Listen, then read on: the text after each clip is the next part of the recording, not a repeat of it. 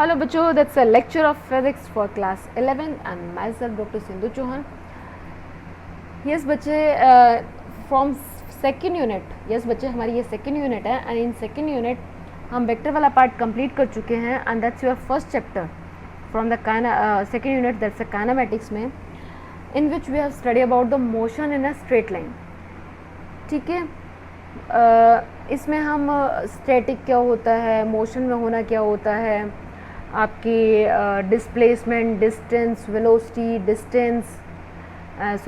Velocity हो गया, speed हो गया, इन्हीं सब प्री टर्म्स के बारे में डिस्कस करेंगे. आपने 9th क्लास में भी किया था, उसी को फर्दर हम अभी आगे की चीज़ें करेंगे उसमें. ठीक है. सो बच्चे, अगर मैं काइनेमेटिक्स की बात करूँ तो that's form with 2 words, that's a kine and matics. Yes बच्चे, ये देखिए काइनेमेटिक्स जो है आपका दो वर्ड्स हैं इसमें. काइनेमेटिक्स में that's kine and matics, where kine means motion and matics mean maths. ठीक है. अब आ जाते हैं हम ज़रा मैकेनिक्स क्या चीज़ है. यस बच्चे, आपका जो ये चैप्टर है that's a motion in a straight line में. मैकेनिक्स की बात करो, that's a branch of a physics in which we have deal with the condition of a rest और मोशन ऑफ ए मटेरियल. यानी कि देखिए बच्चे, मैकेनिक्स की बात करूँ तो आपकी एक कहते हैं ना फिजिक्स की एक ब्रांच है जिसमें आप उन कंडीशंस को रीड आउट करोगे, उन कंडीशन के साथ डील करोगे जो आपको ये बताएगी कि कौन सा ऑब्जेक्ट रेस्ट में है, कौन सा ऑब्जेक्ट मोशन में है और किसके अराउंड अस. मतलब इन सब चीज़ों के बारे में मैं जैसे अभी इस नोटबुक की बात करूँ तो मैं कह दूँगी ये रेस्ट में है. ठीक है. और जैसे मैं अगर ऐसे मूव कर रही हूँ तो ये आप कहते हो कि मेरी फिंगर्स जो है इन अ मोशन है. तो we have all study about the in a mechanics, that's a branch of physics in which we have study about the condition of a rest और मोशन ऑफ ए मटेरियल, कि कोई object को कब आप rest में कहोगे और कब उसे मोशन में कहोगे, उन सभी कंडीशंस को हम पढ़ेंगे. ठीक है. देन नेक्स्ट है आपका सब branches of A mechanics.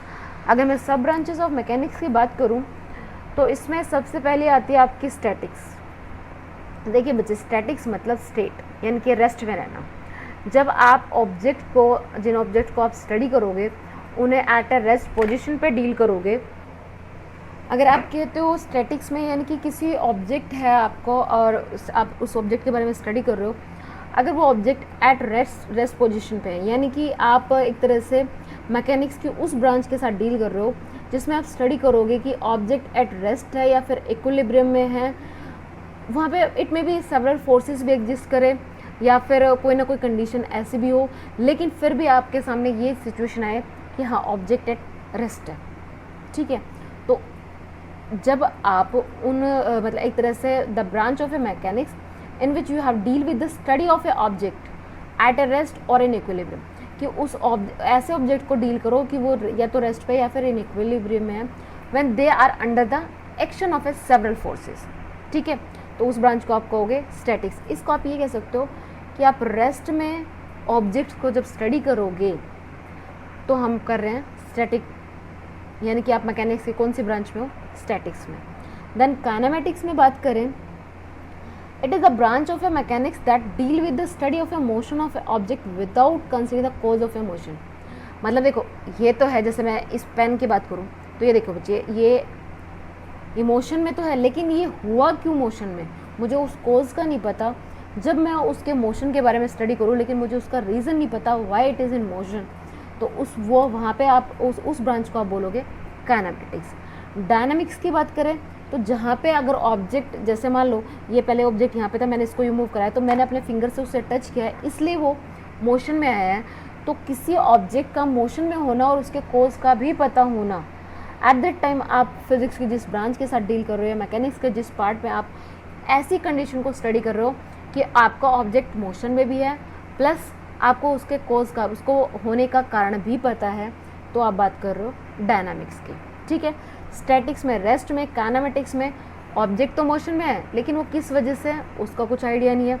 Dynamics में वो मोशन में भी है और मुझे उसके कोज का भी आइडिया है, तो आप वहाँ पे जो स्टडी करोगे वो होगा आपकी डायनामिक्स. ठीक है. यस. आप ज़रा बात करते कि भाई हम इतनी देर से बोले जा रहे हैं कि रेस्ट में हो या मोशन में हो, तो ये रेस्ट एंड मोशन है क्या चीज़. देखिए बच्चे, मैं किसी ऑब्जेक्ट को रेस्ट में तभी कह सकती हूँ किसी के रिस्पेक्ट में वो अपनी पोजीशन को चेंज नहीं कर रहा. जैसे मान लो बच्चे, an object is set to be at a rest if it does not change its position, वो अपनी पोजिशन नहीं चेंज कर रहा with respect to its surrounding with passage of a time.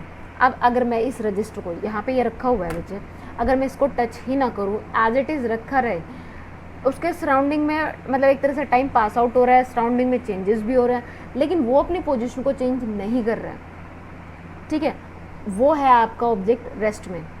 जैसे आपने मान लेते हैं आपकी कोई बुक है, जैसे अभी आप यू आर इन 11th, आपकी 10th की बुक्स आपकी बुक रैक में रखी हुई है, आपने पूरी 11th पास आउट कर लिया, लेकिन अभी तक आपने अपनी 10th की बुक्स को एक बार भी टच भी नहीं किया, उनको छेड़ा भी नहीं, देखा भी नहीं, तो वो क्या है, टाइम तो पास आउट हुआ आपका, लेकिन ऑब्जेक्ट स्टिल एट रेस्ट है, यानी कि उसकी पोजीशन में कोई चेंज नहीं हुआ, वो अलमीरा में आपने जिस रैक में रखी थी वो वहीं की वहीं रखी हुई है। सो दैट्स अ रेस्ट, कि आप किसी ऑब्जेक्ट को रेस्ट पे तब कह सकते हो उसकी पोजीशन में कोई चेंज नहीं होना चाहिए with respect to passing of a time, time के बदलने के साथ उसकी पोजीशन में कोई वेरिएशन ना हो, उस ऑब्जेक्ट को आप कहोगे ऑब्जेक्ट एट रेस्ट, ठीक है। अगर एग्जाम्पल की बात करूँ तो वही है, a book laying on a table, table के ऊपर बुक रखी हुई है, वो as it is rest position में रखी रहेगी। मोशन की बात करूँ तो बच्चे कोई भी ऑब्जेक्ट है वो अपनी पोजीशन को चेंज करे with respect to passing of a time, तो आप उस ऑब्जेक्ट को कहोगे कि that's an a motion. An object is said to be in a motion if it is change its position with respect to its surrounding with the passage of a time. जैसे train moving on a railway tracks, train जैसे जैसे time move कर रहा है, अभी वो Delhi station पे है, फिर वो कुरुक्षेत्र स्टेशन पे है, फिर फर्दर जाके वो किसी और स्टेशन पे है, टाइम जैसे जैसे पास हो रहा है वो अपनी पोजीशन को चेंज कर रहा है, तो पोजीशन चेंज होगी with respect to its surrounding passage by passing of a time, तो उस ऑब्जेक्ट को आप कहोगे मोशन में, ठीक है। Rest and motion are the relative terms, yes बच्चे ये दोनों एक दूसरे के रिलेटिव टर्म्स हैं। इसका मैं एक सिंपल सा आपको एग्जांपल देती हूँ। देखिए बच्चे, a person sitting in a train, inside train में बैठा हुआ है जो पर्सन, और ट्रेन चल रही है, आपके रिस्पेक्ट में आप बाहर खड़े हुए हो और वो मान लो आपका फ्रेंड है वो ट्रेन के अंदर बैठा हुआ है और आप बाहर हो, तो आपके लिए तो जो आपका फ्रेंड है, क्योंकि वो आपने मान लो कि उसे कुरुक्षेत्र स्टेशन से बिठाया था, तो आपके लिए तो उसने अपनी पोजीशन चेंज कर लिया, ठीक है, वो आपके रिस्पेक्ट में इन अ मोशन है, बट इनसाइड वो जो खुद बैठा हुआ है, तो उसके साइड में जो पर्सन बैठा हुआ है उसके लिए तो वो रेस्ट पोजीशन पे ही है।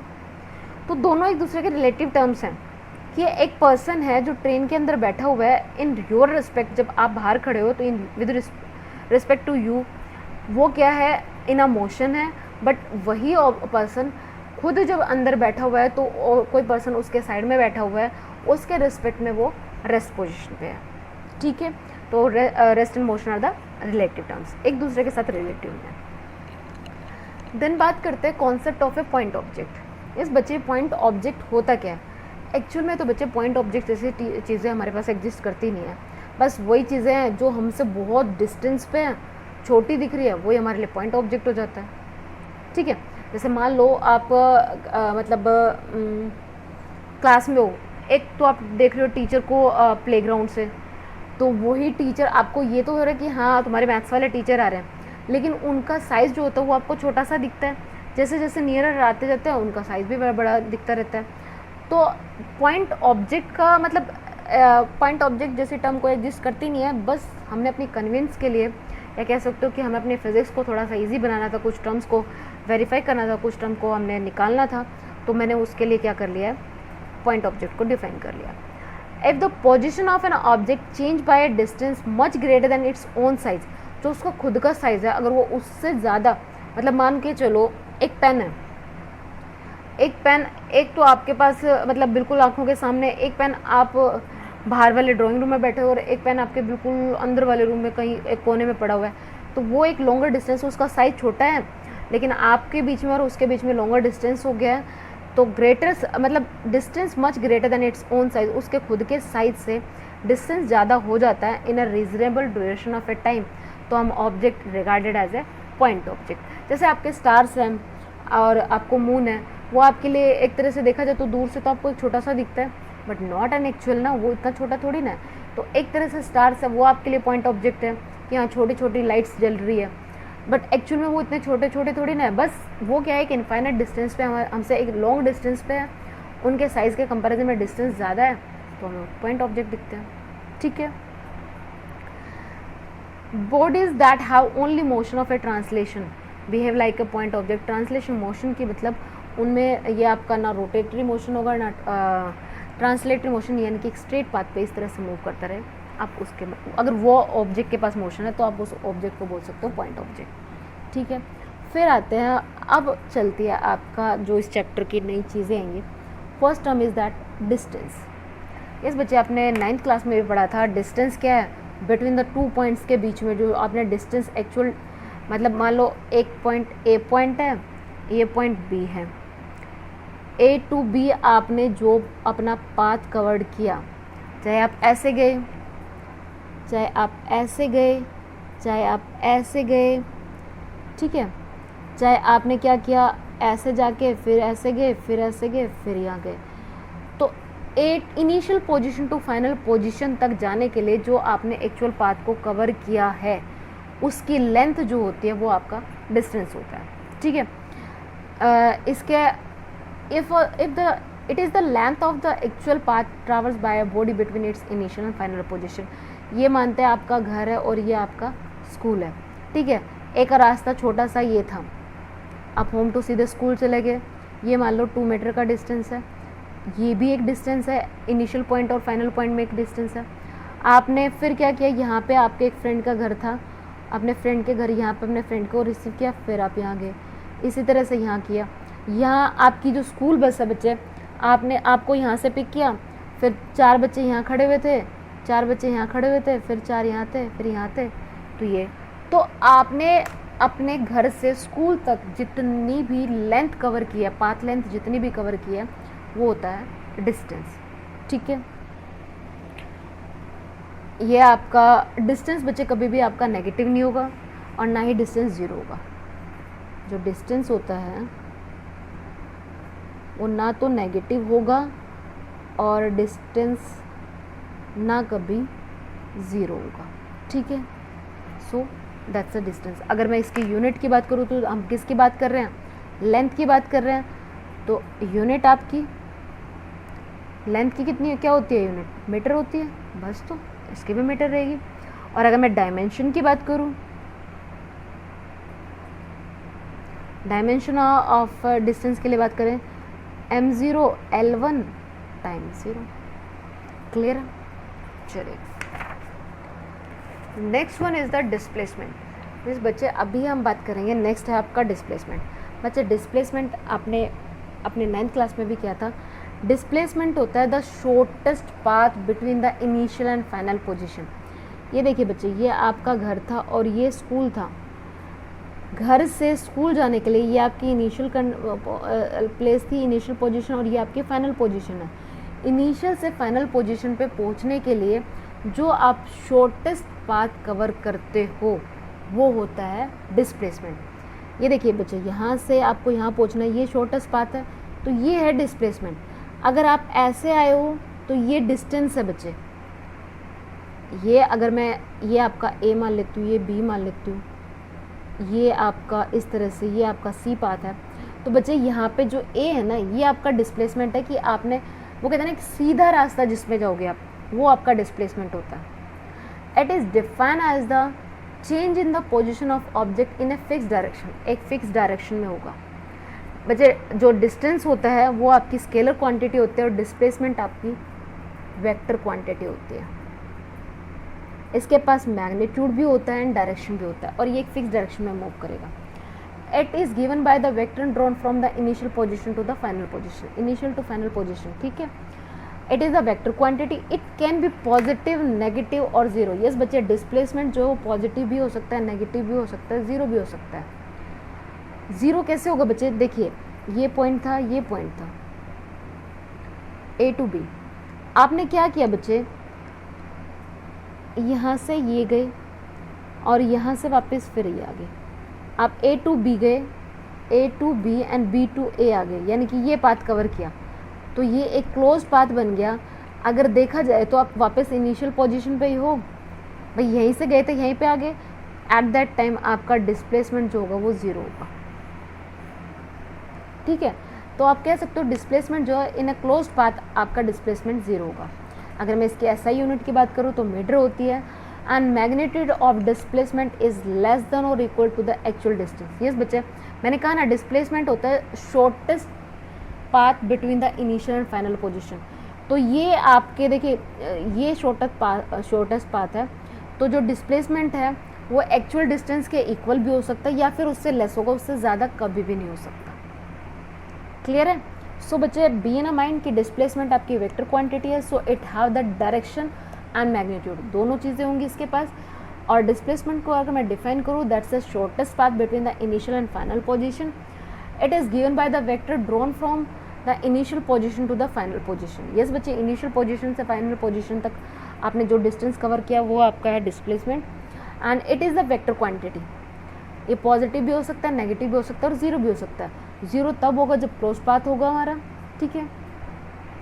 और जो मैग्नीट्यूड होगा डिस्प्लेसमेंट का, या तो वो एक्चुअल पाथ के इक्वल मिलेगा या उससे कम मिलेगा, उससे ज़्यादा कभी भी नहीं मिलेगा।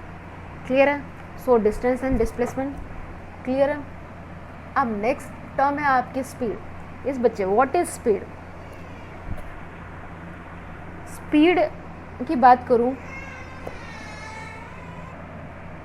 यस बच्चे, speed it is the rate of a change of a position of a body in any direction. बच्चे देखिए अगर मैं स्पीड की बात करूं, मान लीजिए आप यहाँ से, ये आपका ए पॉइंट था और ए टू बी पॉइंट तक आपको गए, the rate of a change of a position, यहाँ से आपने कितना, ये ए टू बी का कितना डिस्टेंस कितने टाइम में,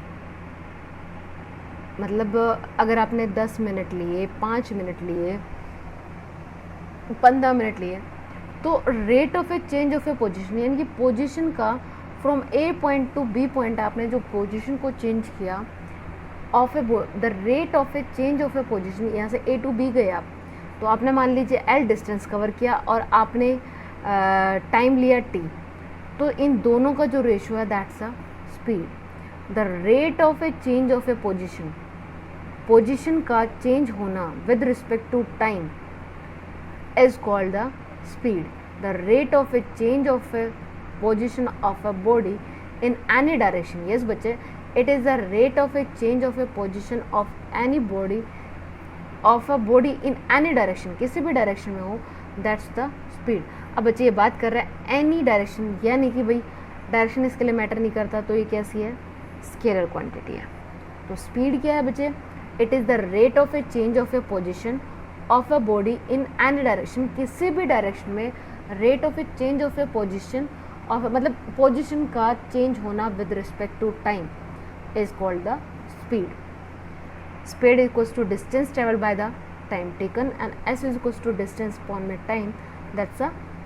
and unit की बात करूँ तो देखिए बच्चे, डिस्टेंस की यूनिट होगी मीटर, टाइम की यूनिट है सेकेंड, दैट्स अ मीटर पर second. So its SI unit is metre पर सेकेंड। एंड डायमेंशन की बात करें तो बच्चे ये देखिए, मास का तो कोई रोल ही नहीं है, लेंथ मीटर में L1 है, टाइम इनवर्स में T-1 है। क्लियर है? तो स्पीड एक सबसे पहली चीज़ तो ये स्केलर क्वांटिटी होता है, एसआई यूनिट इसके मीटर पर सेकेंड है, डायमेंशन इसका m0 L1 T-1। यहाँ पे बच्चे m आपका मास है, L लेंथ है और T टाइम है, ठीक है, दैट्स अ स्पीड। अब डिफरेंट टाइप ऑफ स्पीड की बात करते हैं। सबसे पहला आता है आपका यूनिफॉर्म स्पीड, यस बच्चे, दैट्स अ यूनिफॉर्म स्पीड।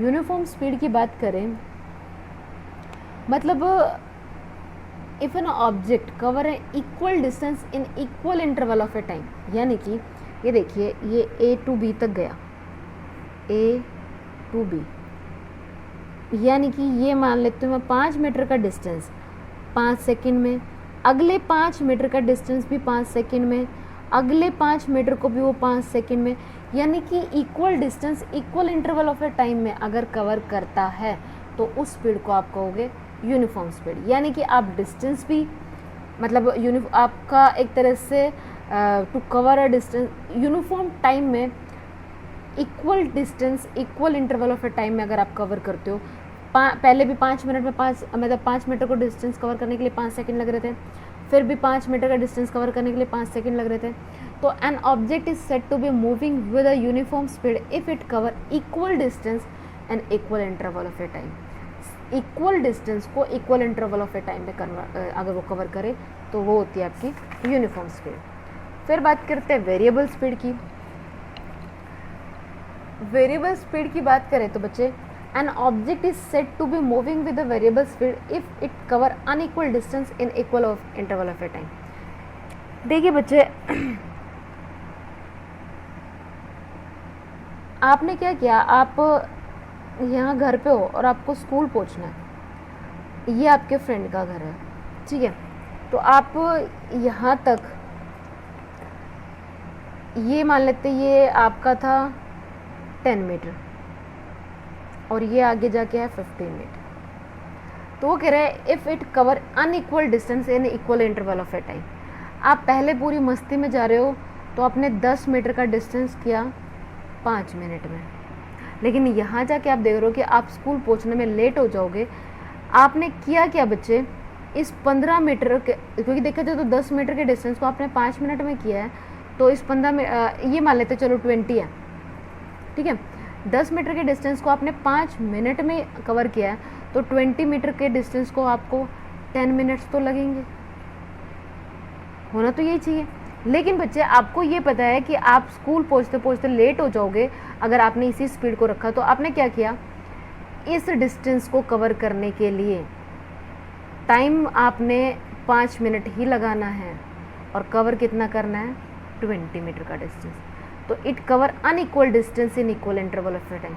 दोनों ने इंटरवल टाइम तो वही लिया, 5 मिनट ही लिए, लेकिन डिस्टेंस दोनों का अनइक्वल है, ठीक है।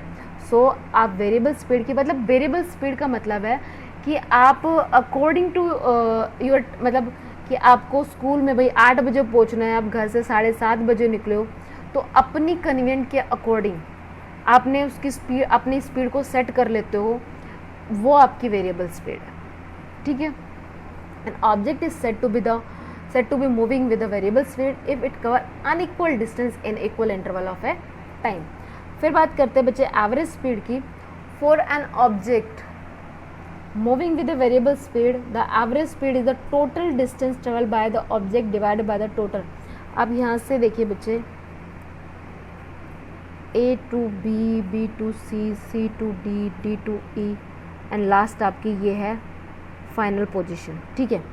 ये आप इनिशियल पोजीशन पे दें। एवरेज स्पीड ऑफ द आपने A to B यहाँ तक जाने के लिए डिस्टेंस कवर किया, फिर ये डिस्टेंस कवर किया, तो इन सभी जो आपने टोटल डिस्टेंस कवर किया initial to final, that is divide, इसको मान लिया आपने ले लिए 2 सेकेंड, इसके लिए 7 सेकेंड, इसके लिए 8 सेकेंड, यहाँ से आपने वो 4 सेकेंड में कवर कर दिया एंड लास्ट वाला आपने 2 सेकेंड में कवर कर दिया।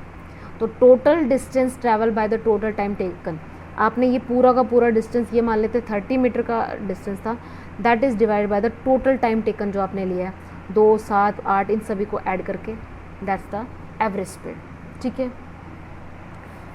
So the average speed is the total distance travel by the object divided by the total time taken by two cover the distance, total distance travel by the total time taken. Clear है? चलिए अब ज़रा बच्चे, ये आपका NCERT से question है, numerical है बच्चे, ये आपका एनसीईआरटी से है। क्या कहता है, एक कार है जो मूव कर रही है along x axis as shown in the figure. चलो मैं फिगर बना देती हूँ, वेट। यस बच्चे, ये आपको एक एक्स एक्सिस, एक कार है वो along this x axis move कर रही है, ठीक है। एंड ये 0, 40, 80, 120, 160 ये आपको डिस्टेंस मेंशन है, एंड 2, 4 ये यानी कि ये ऊपर आपका टाइम है एंड नीचे आपका ये डिस्टेंस है, ठीक है।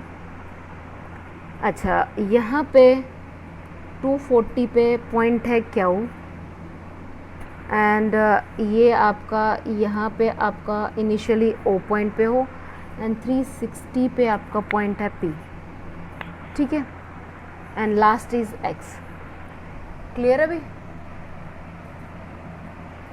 सो a car is moving along x axis, इस एक्स एक्सिस के अलोंग कार मूव कर रही है as shown in the figure, it moves from O to point P.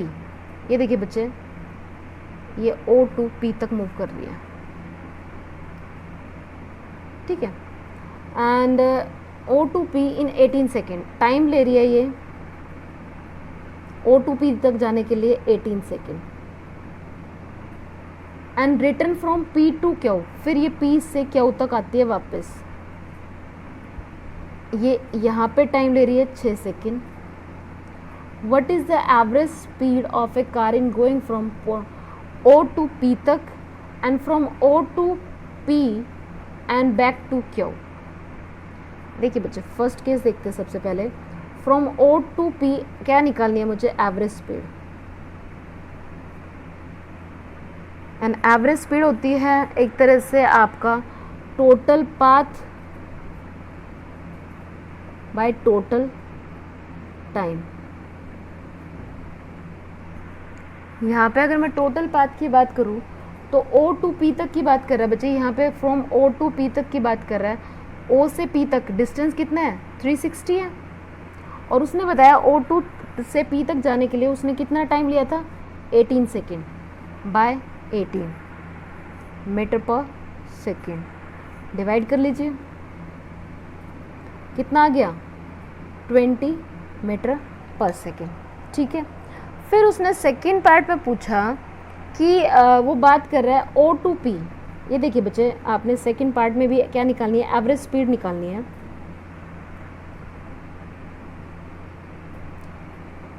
O to P यानी कि डिस्टेंस होगा O to P plus back to Q यानी कि पी क्यू, पी से Q and O to P and divided by the total time. अभी देखिए बच्चे, ओ to P तक आपका डिस्टेंस कितना था 360 एंड पी से क्यू का आपका डिस्टेंस 360 एंड दैट्स 360 में से अगर 240 को आप माइनस करते हो तो बच्चे कितना मिलेगा 120 and that is divided by the total time. देखा जाए तो ये 18 तो था ही आपका, 18 ओ टू पी जाने के लिए वो 18 का 18 सेकेंड ले रहा था, और पी टू क्या वो 6 सेकेंड ले रहा था। 18 प्लस 6 करोगे दैट्स 24 आ जाएगा, कर लीजिए इसको, that's 0 and 8 480 by 24 that's 20 metre पर सेकेंड। निकल आई हमारी एवरेज स्पीड। ये बच्चे आपके एनसीईआरटी से क्वेश्चन है ये, ठीक है। तो एवरेज स्पीड सिंपल से आपको गिवन था सब कुछ, वहाँ से ये चीज़ें निकालनी थी। चलिए अब ज़रा वन मोर क्वेश्चन, ये एनसीईआरटी से नहीं है बट है कुछ ऐसा ही। ये देखिए बच्चे, एक साइकिलिस्ट है moving in a circular track. सबसे पहले तो उसने बता दिया कि आप किस पे घूम रहे हो, एक सर्कुलर ट्रैक पे, जिसका रेडियस उसने गिवन है 100 metre. Complete 1 revolution in a 4 minute. बच्चा ये देखो, 1 कंप्लीट रिवोल्यूशन में अगर वो डिस्टेंस कवर करेगा, distance covered in 1 complete revolution,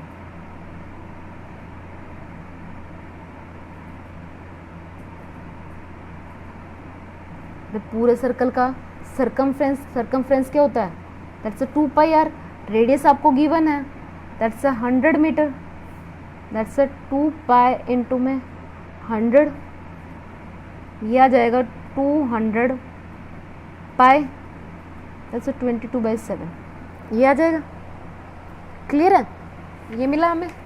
अच्छा, ये आपके पास आ गया बच्चे। अब यहाँ पे एक चीज़ को देखिए बच्चे, उसने टाइम कितना बताया, टाइम लिया उसने 4 मिनट, टाइम उसने 4 मिनट लिया, टाइम इज 4 मिनट। बात क्या कर रहा है, average speed in 1 full revolution. तो यहाँ पे देखा जाए तो बच्चे एवरेज स्पीड क्या होगी आपकी, total distance by total time taken. तो यहाँ पे देखिए बच्चे टोटल डिस्टेंस कितना है आपके पास, दैट्स 200 इंटू में ये बच्चे मीटर आएगा, 200 इंटू में 22/7 है, मैं 22/7 की बजाय इसको 200 पाई लिख लूँ, कोई दिक्कत नहीं है, metre divided by the 4 minute, ठीक है, क्या आ गया 50 पाई मीटर पर सेकेंड। इसको अगर बच्चा पाई को वैल्यू को सॉल्व करोगे तो वही आपके पास डेसिमल में आंसर आ जाएगा, that's not a big deal. So बच्चे क्वेश्चन क्या था, आप खुद देखिए, आप एक सर्कुलर पाथ पे यहाँ खड़े हो और ये पूरा का पूरा एक रिवोल्यूशन करके आते हो और इसको पूरा कवर करने के लिए आप 4 मिनट लेते हो, ठीक है। तो मुझे पूरा डिस्टेंस कितना, रेडियस मुझे गिवन है, तो ये तो पूरा सर्कमफ्रेंस ही तो हुआ, सर्कमफ्रेंस मैंने निकाल दिया, टोटल डिस्टेंस आ गया, टोटल टाइम गिवन है, निकल गई मेरी एवरेज स्पीड, ठीक है बच्चे। इसी क्वेश्चन में बच्चे अगर आपसे एवरेज वेलोसिटी, अभी मैंने कराया नहीं है वेलोसिटी वाला पार्ट, अगर एवरेज वेलोसिटी निकलवाएंगे तो वो 0 आएगा, जब मैं आपको वेलोसिटी वाला पार्ट करूँगी तब आपको वहाँ पे एक्सप्लेन कर दूँगी। So that's all about the today's lecture in which we have discuss about the basic term from the motion in a straight line, जिसमें हमने डिस्टेंस पढ़ा, डिस्प्लेसमेंट पढ़ा एंड स्पीड, ठीक है। सो थैंक यू बच्चे, and you have to go through from these topics, thank you.